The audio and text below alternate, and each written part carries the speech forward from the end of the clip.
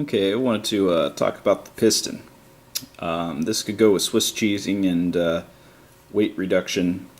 Swiss cheesing would look something like this. This is kind of a combination and just weight reduction. I have an aluminum piston here. I have some Lonexes here and I think here, or excuse me, here. Now, only one of these Lonexes is pre-engaged through me. It's the only Lonex I have pre-engaged. It is right here. And how that happened, to go over this, I put it in a gun and I was in a hurry to get it done, and it was high speed, very high speed with a GMP M180 Satan, and I wasn't thinking, about the spring when I was putting this all together as fast as I could.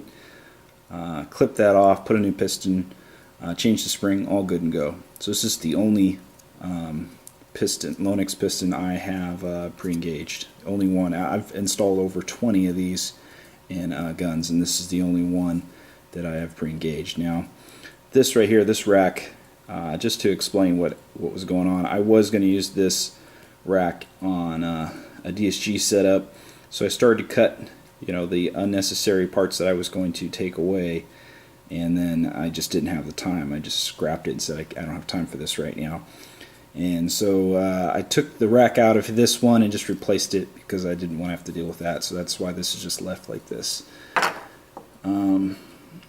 The only other Lonex that I guess is somewhat my my fault that is damaged is, I think it's this one. Yes, it is this one.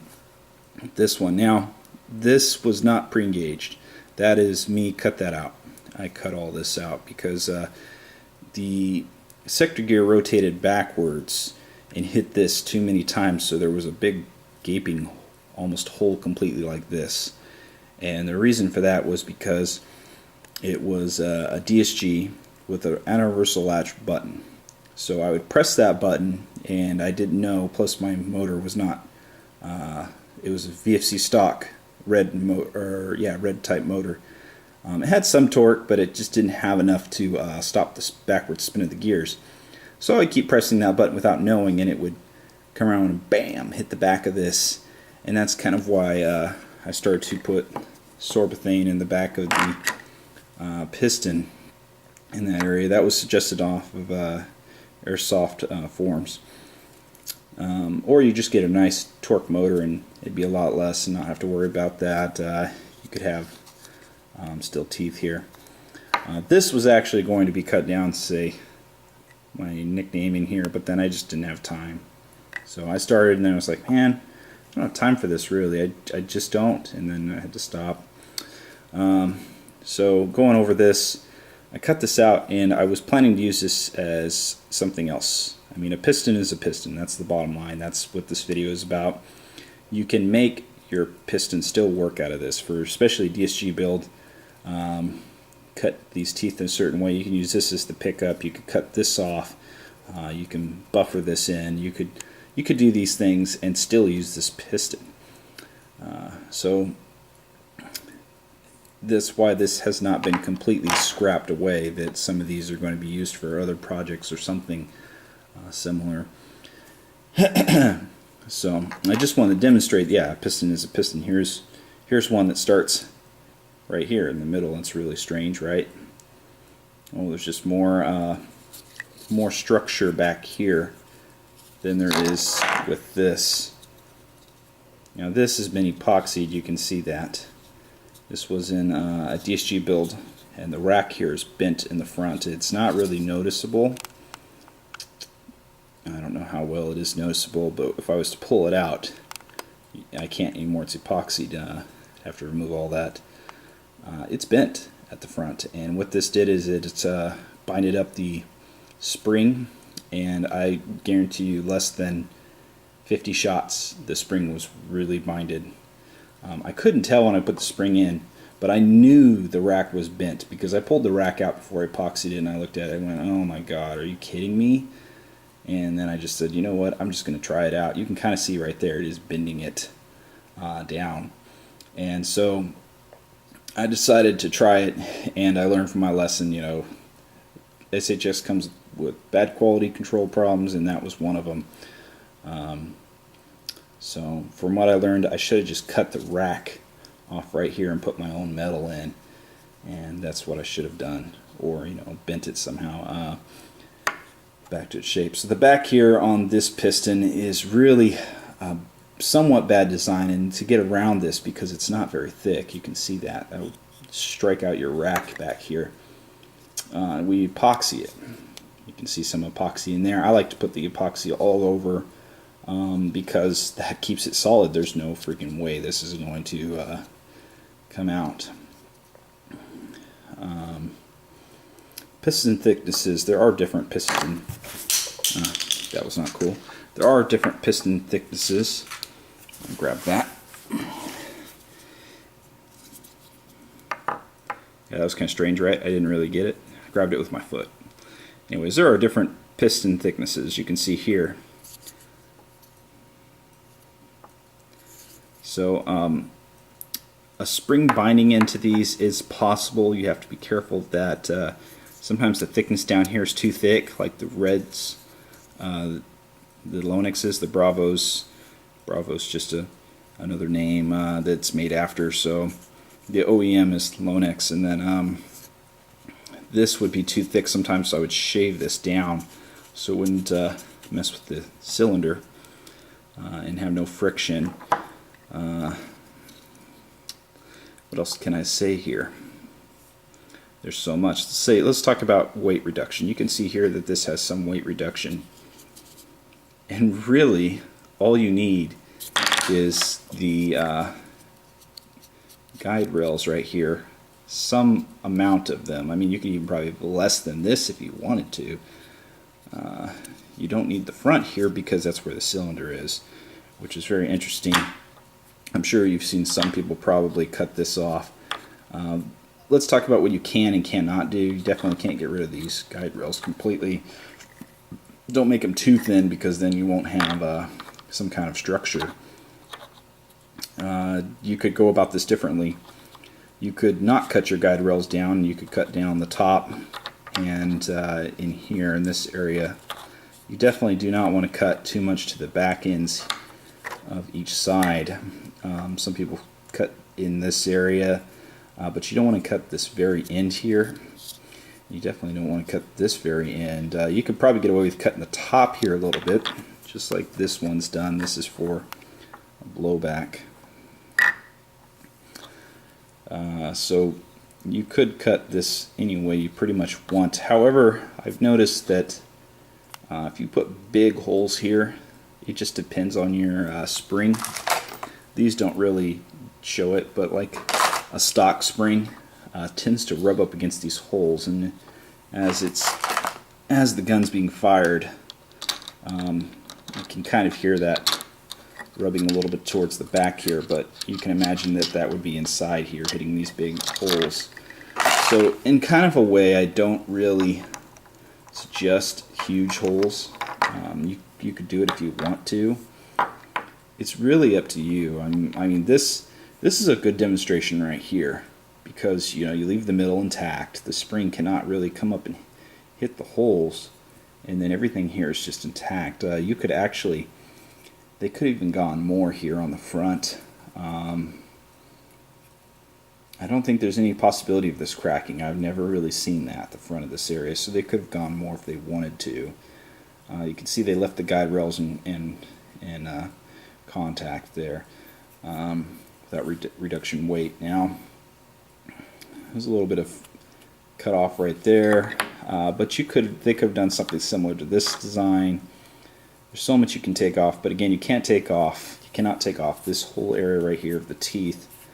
You really don't want to affect the back here, because if you take off too much, let's say you just chop this off, then your upward force, there's still an upward force regardless as this gets hit. It's trying to pull back. The thing is, you have a spring in here that makes resistance. It's pushing the piston, and you're trying to pull the piston back. So as it hits this pickup here, if you were to cut this off and just leave the pickup there, it would bend upwards over time. And here's kind of a This is I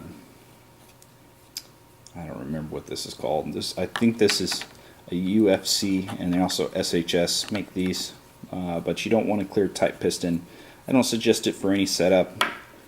I'd rather take something that is solid. The reason is because it's more flexible. The material is better, and it just doesn't crack or shatter like this. It's like a fiberglass just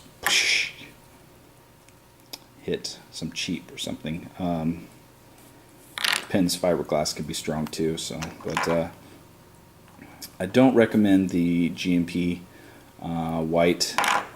I would just get a Lonex. This is from a DSG build that there's no issue other than long usage. This is on M190, and you can see that, you know, after some time start to hurt these teeth a little bit. This is still cycled, no problem. So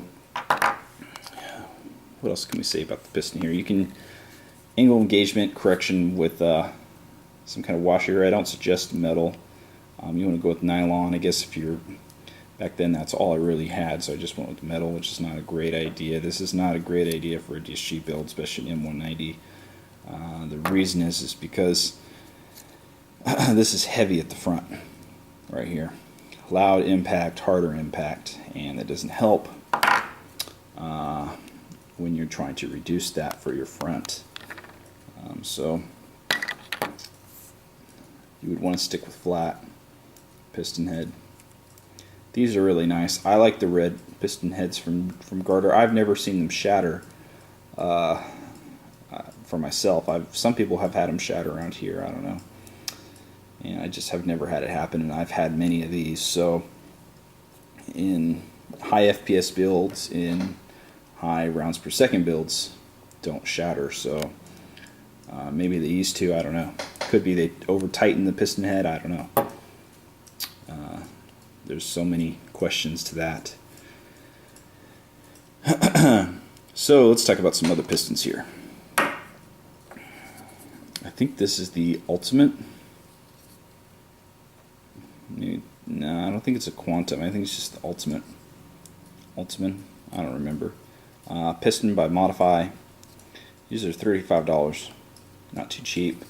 It's 18, 22, depends if it has Bravo or not written on it. Then they have those in red, which I think is 26 and up, depending on where you get it from. Sometimes a little cheaper. So these, I do not like. The metal is brittle. You can see that. It cracked there, and inside it flamed upwards, like caved in. This is somewhat still usable. You can see this one I used regardless of the fracture of the rack here. And the other thing about this is that by eye this looks like these are evenly spaced. However, they are not. You can kind of see that, and that's with the other one too. That's probably why the shatter here, or there you go,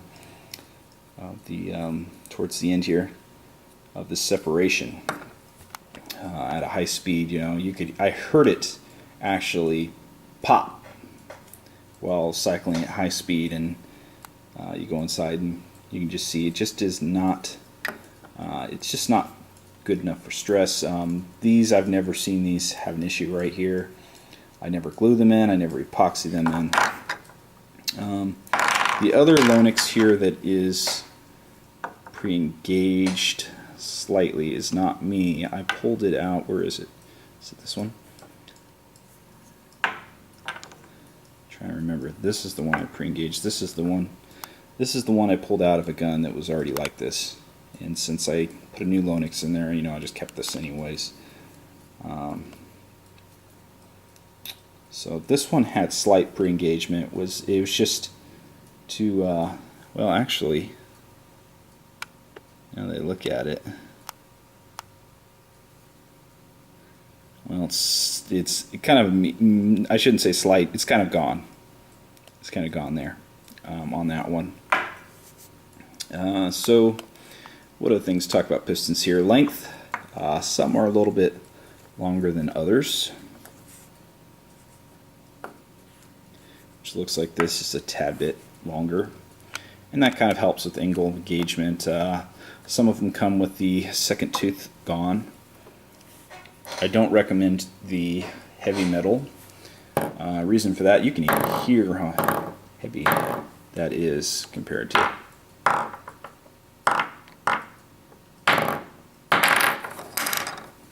Sorry, I'm trying to drop in the same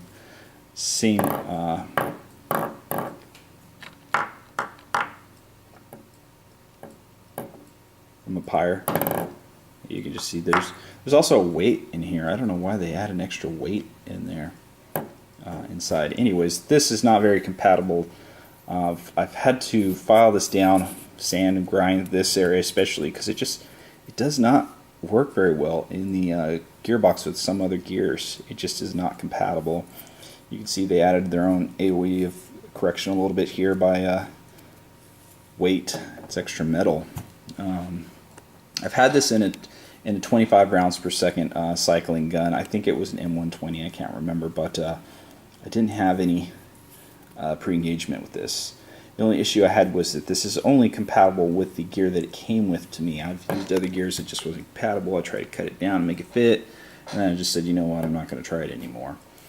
Why do that when these are cheaper and, you know, they're drop-in compatible for the most part. These also, I remember now, were not compatible on the guide rails and had a lot of resistance, and you can kind of see that I think it's not this one, but this one I sanded down the guide rails. Always hand test a piston for sure before you go ahead and use it in your setup. Is there anything else I can say about this? I don't think so. The piston that I suggest is the blue Lonex. You've got a plastic back. If you make it too fast of a high speed or you have jamming, more than likely it will just rack out the back here, and that will probably, most cases, I will say, leaves you without the gears being broken because they didn't rack into this. If you have a high speed rack into this, you could break your gears, some teeth, bye-bye. But with the plastic here, you're really just hitting that zone. So in a way, I give that a plus. This is solid. There is no way this really caves down in. You can see it's very solidly made. It doesn't really cave down in. However, some these pistons, like this garter, this can cave down in depending on the spring, I guess, and when it's cycling. Here's a garter. This is at 500 FPS plus with angle engagement correction. It just couldn't handle that pickup. I think that was after quite a bit of cycling. It just finally gave up. Same with this. This was with angle engagement correction. I think I said that already, but it just, DSG M190 just couldn't, or maybe it was M170 I think before I went to M190. It just could not take this pow. So totally against those. I have, ever since I've started using a Lonex, that is all I use. There's a lot of good reasons.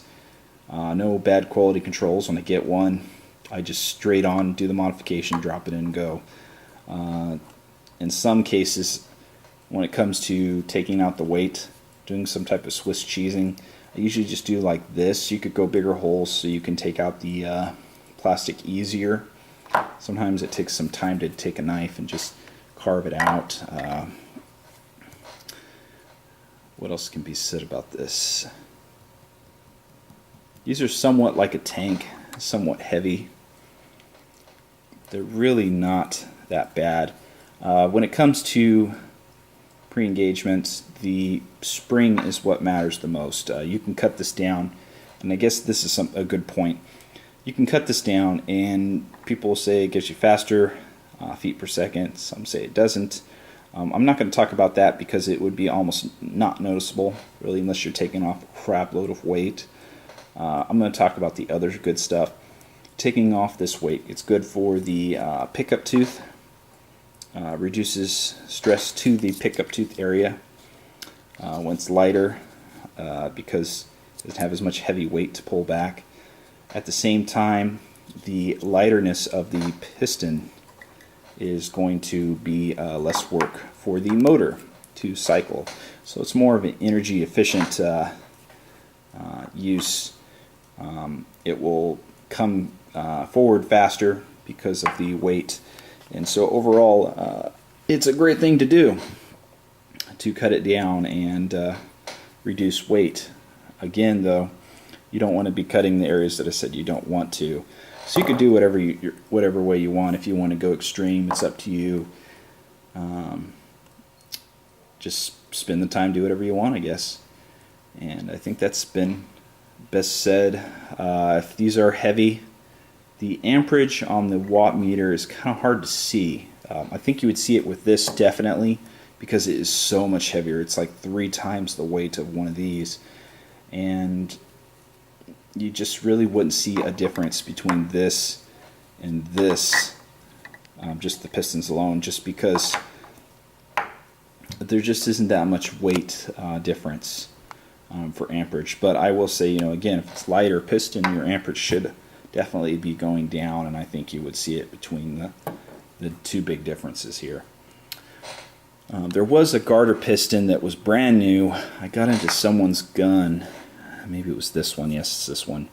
You can kind of see some splitting right here. This was brand new, and when I got into this person's gun, they said another tech had looked at it, and they put washers down here that did not fit this piston. Obviously, I couldn't even get them out really easily. I'd use a hammer and just whack them from one end out here to here. And I tried to reinsert one just to see how hard it was, and it was literally you just had to whack it with a hammer to get it back down in here. So it didn't make any sense to me, and that's why this new piston had split. You can see some of the splitting has removed itself because it has finally, caved back together. However, if I was to tighten this up, I'm sure we'd see it split again to what it originally was. So why did this guy add some washers in there? It was not really necessary. You don't need to add your bearings. You can take that out for speed reduction, weight reduction. You can see there's no bearings in here. However, you have to have bearings at least in one side for the piston, the spring. So that would be your spring guide. So a nice bearing spring guide. Take out the bearings. You could make your piston very light overall. I wouldn't, if you get it 1 gram under, got your little scale and you got 1 gram under, then whatever you started with, that's nothing to really, I guess people just like to brag about their weight or something as an example. Me, I just like to quickly get it done. It is kind of an addiction to cut this down, but I don't spend so much time on it. I guess mainly because of the tools. I don't have a fast tool, a really quick, easy tool as some people might. But that's pretty much it. So I think I'm going to go, and that's the pistons.